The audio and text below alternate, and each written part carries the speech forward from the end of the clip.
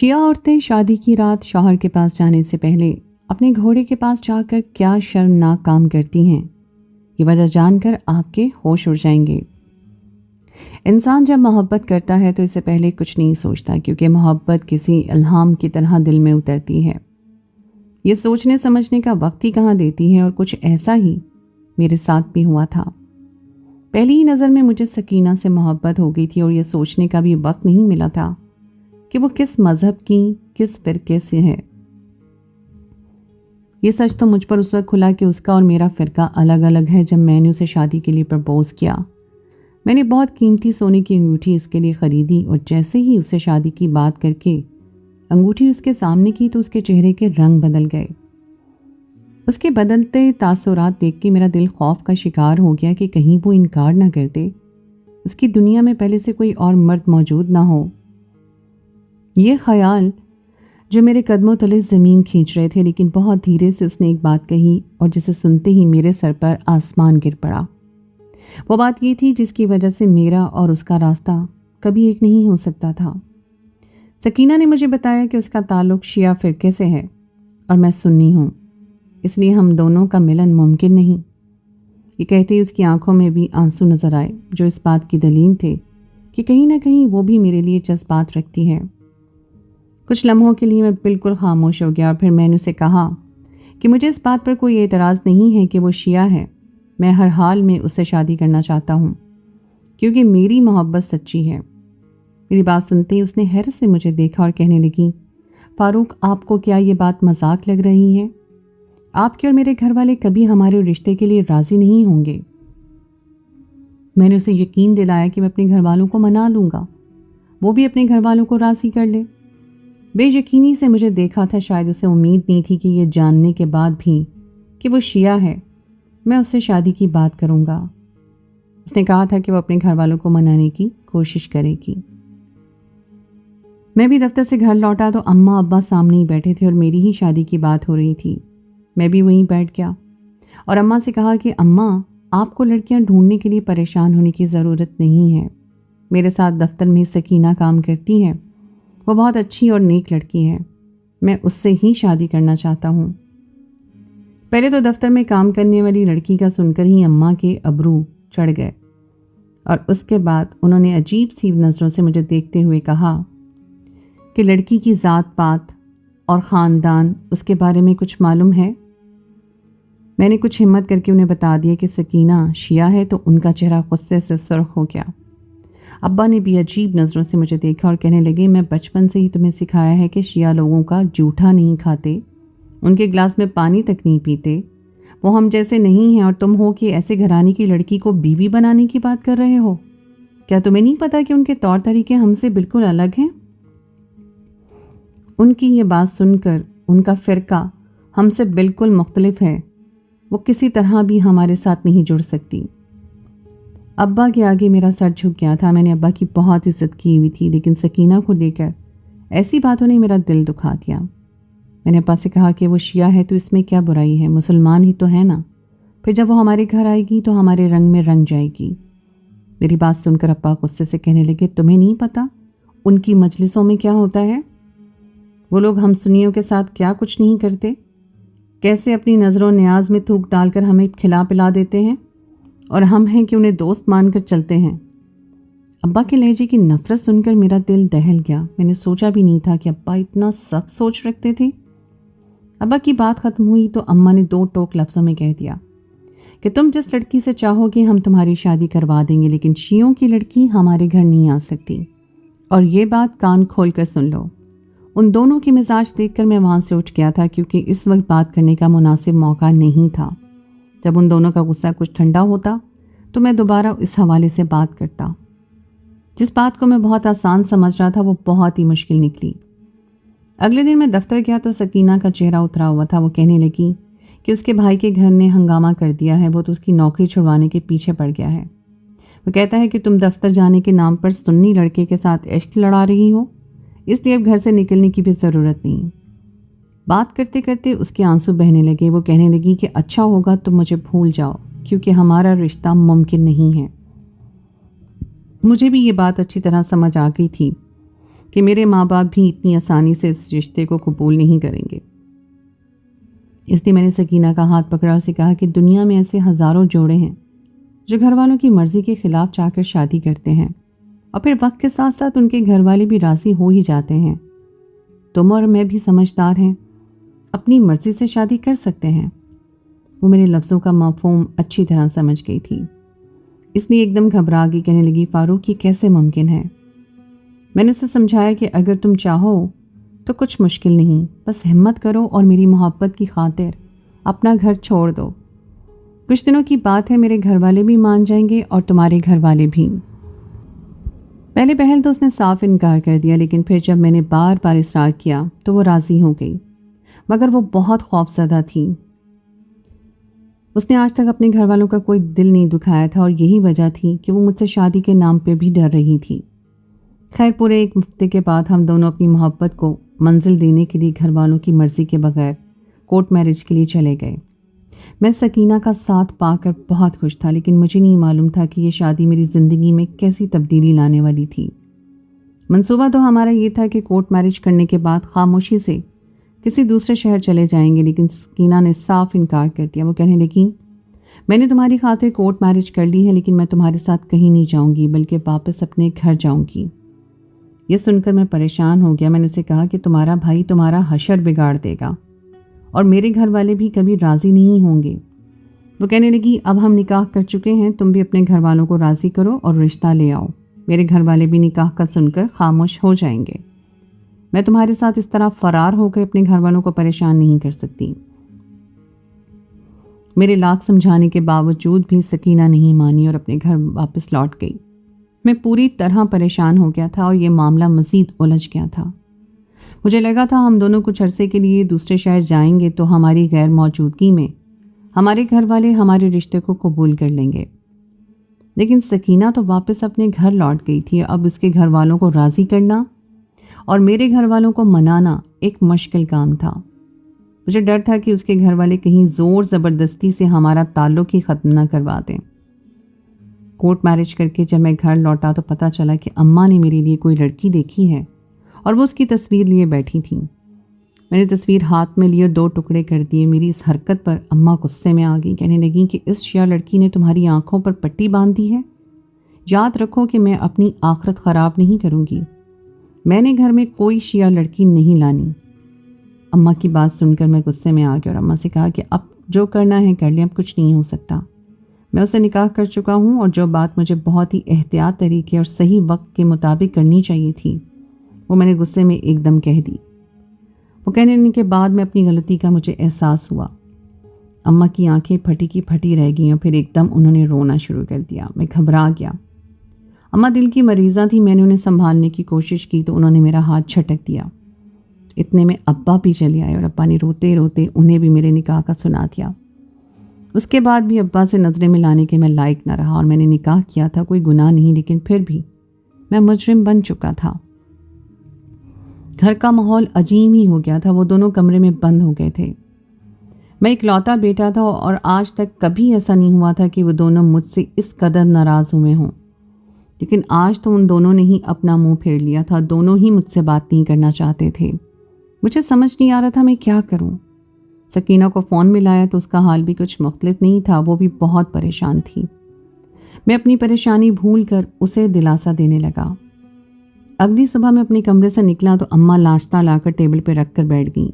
ایک لفظ بھی نہ کہا۔ میں بات کرنے کی کوشش کرتا رہا، اور پھر اب کمرے سے نکل کر ابو آئے تو کہنے لگے تم نے نکاح کر لیا ہے تو اب رخصتی کی تیاری کرو، خود ہی کر لو، خود ہی تمہیں پتہ چل جائے گا کہ تم نے اپنے پاؤں پہ ایک ایسی کلہاڑی ماری ہے کہ تم ان شیعہ لوگوں کو نہیں جانتے ہو۔ جب وہ لڑکی رخصت ہو کر آئے گی تو تمہیں پتہ چلے گا کہ تم نے کیسے ہماری زندگی بھر کی نیکی کو برباد کیا ہے۔ میں ابا کے قدموں میں بیٹھ گیا اور انہیں یقین دلایا کہ ایسا کچھ نہیں ہوگا۔ سکینہ بہت اچھی لڑکی ہے، وہ یہاں آئے گی تو اب دونوں کی خدمت کرے گی۔ میری بات پر اماں نے گھور کر مجھے دیکھا اور کہنے لگی کہ خبردار جو اس لڑکی کو یہاں لانے کے بعد میرے باورچی خانے میں قدم بھی رکھنے دیا۔ نہ ہی میں اس کا ہاتھ کا پکا کچھ کھا سکتی ہوں اور نہ ہی اسے اپنے باورچی خانے میں قدم رکھنے دے سکتی ہوں۔ نہ ہی میں اس کے ہاتھ کا پکا کچھ کھا سکتی ہوں، نہ ہی اسے اپنے باورچی خانے میں قدم رکھنے دے سکتی ہوں۔ پہلے اپنا کچن الگ کرو اور پھر اسے یہاں لے کر آنا۔ اماں کی باتوں سے مجھے ڈھارس بن گئی تھی۔ اماں اسے اس گھر میں رکھنے کو راضی تھیں، یہ بات بہت تھی۔ میں نے اماں سے کہا کہ آپ میرے ساتھ رشتہ لے کر چلیں۔ میرے بہت اصرار پر ابا خاموشی سے چل دیے۔ وہاں جا کر ایک نیا ہنگامہ کھڑا ہو گیا۔ اس کے بھائیوں نے بھی بہت تماشا بنایا اور پھر کوئی 2 مہینے بعد جا کر وہ رخصتی کے لیے تیار ہوئے۔ میری وجہ سے ان لوگوں نے ابا کی بھی بہت بے عزتی کی تھی، یہ بات میرے دل میں چپ گئی تھی، لیکن سکینہ کی محبت کی وجہ سے میں خاموش تھا۔ پورے 2 مہینے بعد سارے خاندان سے چھپا کر اماں ابا نے خاموشی سے سکینہ کو میرے ساتھ رخصت کروایا تھا۔ لیکن حیرانگی کی بات یہ تھی کہ سکینہ گھر والوں نے بہت جہیز نہیں دیا تھا، بلکہ ایک گھوڑا بھی ساتھ میں دیا تھا۔ سکینہ نے بتایا کہ اس نے بچپن سے یہ گھوڑا پالا ہے اور یہ گھوڑا اس کے بغیر نہیں رہ سکتا۔ وہ سفید رنگ کا بہت خوبصورت سا عربی گھوڑا تھا۔ اماں نے تو اسے دیکھ کر کانوں پر ہاتھ لگایا اور کہنے لگیں، ابھی یہ دلہن گھر آئی نہیں ہے اور گھوڑا پہلے آ گیا ہے۔ بھلا گھر میں کوئی ایسا جانور رکھتا ہے کیا؟ میں نے اماں کو سمجھایا کہ کوئی بات نہیں، وہ اس سے بہت زیادہ دلی لگاؤ رکھتی ہے اور گھر کے پیچھے کچا حصہ ہے، میں وہیں اسے باندھ دیتا ہوں۔ اور پھر میں نے سکینہ کے گھوڑے کو گھر کے پچھلے حصے میں باندھ دیا۔ رخصت ہو کر سکینہ گھر آئی تو اماں نے اسے میرے کمرے میں بٹھا دیا۔ میں نے اماں کو سمجھایا کہ اماں سارے اختلافات بھلا دو، اب ہمیں ایک ہی گھر میں رہنا ہے۔ اماں نے میری بات کا کوئی جواب نہ دیا اور خاموشی سے اٹھ کر اپنے کمرے میں آیا تو سکینہ کمرے میں موجود نہیں تھی۔ میں گھبرا گیا کہ اتنی رات گئی، وہ کہاں چلی گئی؟ میں نے یہاں وہاں دیکھا، کہیں نظر نہ آئی۔ اماں سے پوچھا تو کہنے لگی، میں تو تمہارے سامنے اپنے کمرے میں ہوں، مجھے کیا پتا کہاں ہے۔ میں نے گلی میں بھی دیکھ لیا لیکن سکینہ کہیں بھی نظر نہ آئی۔ اور پھر اچانک مجھے خیال آیا کہ کہیں وہ گھر کے پچھلے حصے میں تو نہیں ہے۔ دراصل رات میں وہاں لائٹ بھی نہیں جلتی تھی، وہ کچا حصہ تھا، اس لیے مجھے پہلے وہاں جانے کا خیال نہیں آیا۔ اور جب گھر کے پچھلے حصے میں پہنچا تو اندھیرے کے باوجود آنکھوں نے ایک ایسا منظر دیکھا کہ میرے رونگٹے کھڑے ہو گئے۔ مجھے اپنی آنکھوں پر یقین نہیں آیا تھا۔ کتنے ہی لمحے میں اپنی جگہ پر ساکت کھڑا رہا اور پھر بنا کسی آواز کے کمرے میں چلا آیا۔ کوئی آدھے گھنٹے بعد سکینہ کمرے میں آئی تو مجھے دیکھ کے مسکرا دی۔ میں نے اس سے پوچھا کہ تم کہاں چلی گئی تھیں؟ میں کب سے تمہارا انتظار کر رہا ہوں۔ وہ کہنے لگی، بس ایسے ہی کھلی ہوا میں چلی گئی تھی، کمرے میں دم گھٹ رہا تھا۔ اور یہ کہہ کر وہ خاموشی سے بستر پر بیٹھ گئی۔ میں غور سے اسے دیکھنے لگا۔ شادی کی پہلی رات ہی وہ میرے دل سے اتر گئی تھی۔ اس نے میرے منہ پر مجھے جھوٹ کہا تھا، جو سچ تھا وہ میں اپنی آنکھوں سے دیکھ چکا تھا۔ اماں ابا ٹھیک ہی کہتے تھے کہ میں نے ایک الگ فرقے کی لڑکی کو اپنے لیے چن کر اپنی زندگی خود مصیبت میں ڈالی ہے، اور اس کا احساس مجھے آج شادی کی پہلی رات ہی ہو چکا تھا۔ میں نے لباس تبدیل کیا اور سونے کے لیے لیٹ گیا۔ سکینہ بھی میرے ساتھ لیٹ گئی، مجھ سے بات کرنا چاہتی تھی لیکن میرے دل میں اس وقت کسی بھی طرح کے جذبات نہیں تھے۔ میں بے شک اس سے بہت محبت کرتا تھا، لیکن کوئی بھی مرد ایسا منظر دیکھ کر خود پر قابو نہیں رکھ سکتا جیسا منظر میں نے دیکھا تھا۔ مجھے بالکل بھی نیند نہیں آ رہی تھی، پھر بھی میں نے سونے کا ناٹک کیا تو سکینہ بھی خاموشی سے سو گئی۔ اور پھر اگلی صبح میں دفتر کی تیاری کرنے لگا۔ وہ حیران ہوئی اور پوچھنے لگی کہ کیا تم نے چھٹی لی ہے؟ میں نے جھوٹ کا سہارا لیا اور کہا کہ نہیں، میں نے چھٹی تو مانگی تھی لیکن مجھے چھٹی نہیں ملی۔ حقیقت تو یہ تھی کہ میں اس وقت گھر سے دور جانا چاہتا تھا۔ آدھا دن میں یوں ہی سوٹ بوٹ سڑکوں پر پہن کر گھومتا رہا، اور پھر آدھے دن بعد یہ سوچ کر گھر لوٹا کہ سکینہ پریشان ہوگی۔ ابھی اسے میرے گھر آئے 1 دن بھی نہیں ہوا تھا اور میں اس کے ساتھ چھوڑ گیا تھا۔ ہو سکتا ہے جو کچھ میں نے دیکھا ہو وہ محض میری غلطی ہو یا غلط فہمی ہو۔ یہی سوچ کر جب میں گھر آیا تو سکینہ پھر کمرے میں نہیں تھی۔ میں خاموشی سے گھر کے پچھلے حصے میں پہنچ گیا۔ وہ اپنے گھوڑے کے ساتھ ہی تھی اور میرا دل پوری طرح خراب ہو چکا تھا، کیونکہ اس وقت بھی وہ وہی کچھ کر رہی تھی جو رات میں نے دیکھا تھا۔ میں اپنی اماں کے کمرے میں آ گیا۔ اماں مجھے دیکھ کر کہنے لگیں، پتہ نہیں تیری بیوی کیا چاہتی ہے، تو نے باورچی خانہ الگ کر دیا پھر بھی میری چائے خود بنا کر لائی ہے۔ مجھے یقین اس نے میری چائے میں تھوک ڈالا ہوگا۔ میں نے سر پکڑ لیا اور اماں سے کہا کہ اماں خدا کے واسطے ایسی بات نہ کرو۔ میں پہلے ہی پریشان تھا اور اماں کی ایسی بات نے میرا دماغ خراب کر دیا تھا۔ میں کمرے میں گیا تو میری بیوی غسل کر کے باہر نکلی تھی۔ مجھے دیکھ کر کہنے لگی کہ اب جلدی آ گئے ہیں آپ؟ میں نے کوئی جواب نہیں دیا اور بستر پر بیٹھ گیا۔ तो वो मेरे कदमों में आकर बैठ गई। कहने लगी, मैं देख रही हूँ आप मुझसे खफा हैं क्या? अम्मा ने कुछ कहा है या फिर कोई परेशानी है? मैंने उसे देखा और कहा कि तुम कल रात कहाँ थी? तुमने मुझसे झूठ क्यों कहा? मैं बहुत ज़्यादा उलझ चुका था, इसलिए मैंने उससे पूछ लिया। दो टोक बात करने का फैसला किया। मेरी बात सुनते ही सकीना के चेहरे का रंग बदल गया। वो कुछ घबराई और फिर कहने लगी कि अब मुझसे ऐसा सवाल जवाब क्यों कर रहे हैं? मैं कहाँ जाऊंगी? जब मैंने घूर कर उसे देखा तो कहने लगी कि मैं अपने घोड़े के साथ थी। उसने मुझसे नज़र चुराई थी। मैंने उसे कहा कि मेरी आंखों में आंखें डालकर बात करो और सच सच बताओ कि तुम अपने घोड़े के साथ क्या कर रही थी, क्योंकि तुम उसे रुखसती में साथ लेकर आई हो इसलिए, ताकि मुझसे छुपकर तुम रातों को उसके साथ। मैं कहते कहते रुक गया था क्योंकि ज़ब्त की शिद्दत से मेरा चेहरा सुर्ख हो गया था। मैंने मुट्ठियाँ भींच ली थीं। सकीना की आंखों में आंसू आ गए। कहने लगी, आप गलत समझ रहे हैं, ऐसी कोई बात नहीं है। मैं रात को घोड़े के पास ज़रूर गई थी, लेकिन मैंने कोई गलत काम नहीं किया है। सकीना की बात पर मुझे मज़ीद गुस्सा आ गया। मैंने खुद अपनी आंखों से उसे घोड़े के साथ देखा था, और जब यही बात मैंने उसे कही तो वो रोते हुए कहने लगी कि हाँ, मैं घोड़े के साथ ज़रूर थी, लेकिन ना ही मेरी नीयत गलत थी और ना ही मैंने कोई गलत काम किया है। ये घोड़ा मेरे बाबा ने मुझे बचपन में तोहफे में दिया था। इसी वजह से मेरा उससे बहुत ज़्यादा लगाव है और हम हमेशा से ही इकट्ठे हैं। हम साथ रहे हैं और जब हमारी शादी का वक्त आया तो अम्मा रुखसती से पहले मुझे इमाम बारगाह लेकर गई थी। अम्मा ने इमाम बारगाह के बड़ों को जब बताया कि मैंने एक सुन्नी लड़के से निकाह कर लिया है और अब मेरी रुखसती होने वाली है, तो वो ये सुनकर वो लोग पहले तो अम्मा से नाराज़ हुए, फिर कहने लगे कि सुन्नी लोगों के घर में शिया लड़कियां बस नहीं सकती, ये लोग जल्द ही तुम्हारी बेटी को घर से बाहर निकाल देंगे। ये सुनकर अम्मा बेइंतहा परेशान हो गई, क्योंकि मेरी वजह से अम्मा ने बहुत मुश्किल से मेरे भाइयों को इस रुखसती के लिए राज़ी किया था। अम्मा की परेशानी को देखकर जब भाइयों ने सवाल किया तो अम्मा ने उन्हें सारी बात बता दी, जिसे सुनकर मेरी एक भाभी ने कहा कि अगर लड़की अपना घर बसाना चाहती है तो उसे जल्द से जल्द हामला हो जाना चाहिए, और हामला होने के लिए अगर सकीना अपने घोड़े से अपने पेट को चटवाएगी तो वो जल्दी हामला हो जाएगी। मेरी भाभी एक बहुत नेक और बड़े घराने से थी। उसे हमसे ज़्यादा हमारे मज़हब के बारे में मालूम था, इसलिए अम्मा ने उसकी बात पर एतबार किया और मुझे जब रुखसत करने लगी तो कहा कि बेटा, जल्द से जल्द अपने शौहर के बच्चे की माँ बन जाना, ताकि कोई तुम्हें इस घर से ना निकाल सके, क्योंकि अगर तुम कभी लौट कर वापस आई तो तुम्हारा भाई तुमको जान से मार देगा। बस इसलिए मैं जब रुखसत होकर यहाँ आई तो हम बिस्तरी से पहले मैंने घोड़े से अपना पेट चटवाना चाहा, इसलिए मैं अपने घोड़े के पास गई थी। लेकिन रात तुम मेरे करीब नहीं आए और मुझे भी यही लगने लगा कि तुमने बस मुझसे वक्ती तौर पर शादी की है। मैं बहुत ज़्यादा परेशान हो गई थी, इसलिए अभी भी अपने घोड़े के पास जाकर उससे अपने दिल का बोझ बांट रही थी। मुझे हमेशा से ही उससे बातें करने की, प्यार करने की आदत है। अगर तुमने मुझे छोड़ दिया तो मैं मर जाऊंगी। और ये कहकर सकीना फूट फूट कर रोने लगी और मैं हक्का पक्का रह गया। मैंने सकीना को मोहब्बत से समझाया कि कैसे मुमकिन है कि एक घोड़े से पेट चटवाने पर कोई लड़की हामला हो जाए। तुम्हारी भाभी कोई नासमझ औरत होगी और उसने तुम्हारी परेशानी का फ़ायदा उठाकर ऐसी फजूल बात तुम्हारे दिमाग में बिठाई है।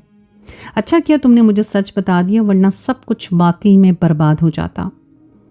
मेरे प्यार से समझाने पर सकीना को सारी बात समझ आ गई। मैंने धीरे धीरे अम्मा के दिल में भी उसके लिए मोहब्बत डालनी शुरू कर दी थी।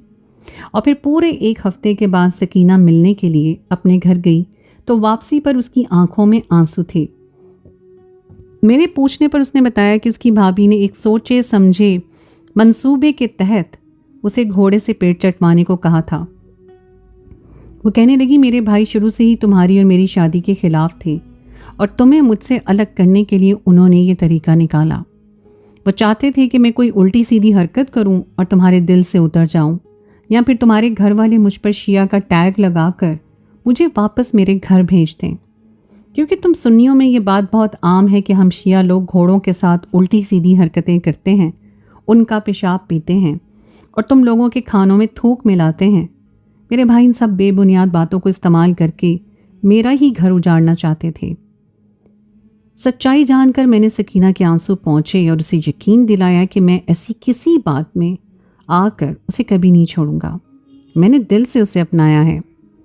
اس دن کے بعد سے سکینہ نے بھی اپنے گھر والوں سے ملنا جلنا کم کر دیا۔ اسے ڈر ہے کہ کہیں اس کے گھر والے کسی اور طریقے سے ہمارے رشتے کو ختم نہ کروا دیں۔ یہ سچ ہے کہ شیعہ فرقے میں گھوڑوں کو بہت عزت دی جاتی ہے اور کچھ گھوڑوں کو ذوالجناح کی شبیہ بھی بنایا جاتا ہے، مگر اس کا ہرگز بھی یہ مطلب نہیں کہ ان کی عورتوں کو گھوڑوں کے ساتھ کوئی جنسی تعلق ہوتا ہے یا پھر ان کی عورتیں بے راہ روی کا شکار ہوتی ہیں۔ ہر کسی کا اپنا فرقہ ہے اور ایک مسلمان ہونے کی حیثیت سے ہم پر فرض ہے کہ ہم ایک دوسرے کی عزت کریں اور ایک دوسرے کے فرقوں کو نشانہ نہ بنائیں۔ آپ لوگوں کو اس بارے میں کیا کہنا ہے یا آپ کی اس بارے میں کیا رائے ہے؟ کیا آپ بھی ایسی بے بنیاد باتوں پر یقین کرتے ہیں؟ اپنی رائے کا اظہار کامنٹ سیکشن میں ضرور کیجیے گا۔ اس کے ساتھ ہی اگلی کہانی تک کے لیے مجھے دیجیے اجازت۔ خدائے پیمان۔